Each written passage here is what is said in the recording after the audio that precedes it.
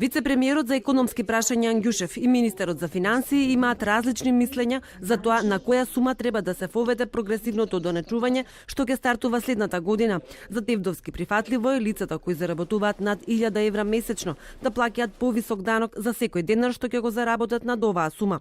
Според податоците на министерството, само 2% од населението заработува месечно над 1000 евра.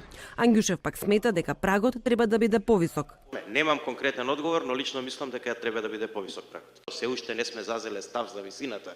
Министерот за финансии има мислење, јас викам треба тоа да се проанализира пошироко, да се види на крај тој праг, треба да го дадат математички параметри, да видиме колку ефектот од таа работа ќе биде добар. Најлошо е сите исто да мислиме.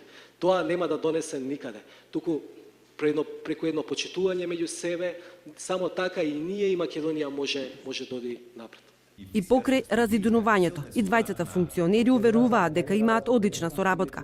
Тевдовски рече дека Ангјушев со своето знаење и искуство е огромна додадена вредност во владата. Вице-премиерот пак е задоволен што поминало времето кога во владата мислеле сите исто.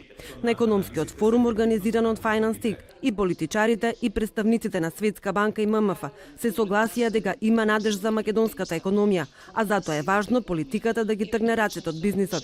Светска банка побара од владата да создаде еднакви услови за работа за сите. Перцепцијата во Македонија е дека за да се успее, најважниот фактор е се политичките врски и ова е уште еден начин на кој што се гледа на истата работа. Треба да го преместиме фокусот од таму на вештините и капацитетите како најважен фактор за да се постигне успех. И за ова се битни, силни институции. Странците ја пофалија транспарентноста на владата, но препорачаа да работи повеќе на намалување на сивата економија и на невработеноста и да ја направи администрацијата поефикасна.